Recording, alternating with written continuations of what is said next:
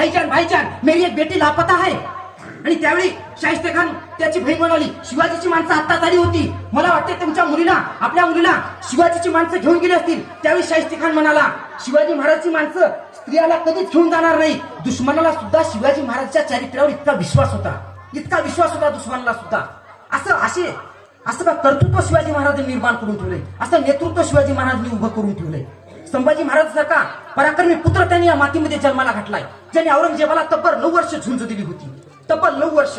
दुश्मनाने सुद्धा शिवाजी महाराजांचा उदोउदोच केलाय.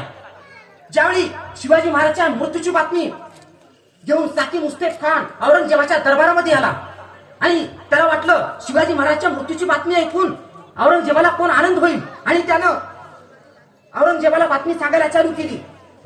जहापना काफर शिवा इस दुनिया से रुखसत हो गया. त्यावेळी हे शब्द ऐकतात औरंगजेब समोर आला, आपली त्यांनी नमाजाची चटई काढली आणि ती चटई खाली अंतरली आणि तो नमाजाच्या रुखाता पडायला लागला.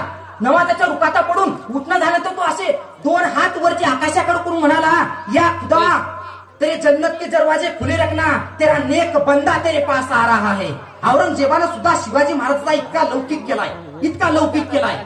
शिवाजी महाराजात कोणतंही क्षेत्र घ्या, काही घ्या, शिवाजी महाराजांनी कार्यकर्तृत्वाचा, त्यांच्या पराक्रमाचा ठसा उमटवलेला नाही असं एकही क्षेत्र आपल्याला भेटणार नाही. दुश्मन असू द्या, कोणी असू द्या, शिवाजी महाराजांविषयी त्यांनी लिहून ठेवलंय असं काहीच भेटणार नाही.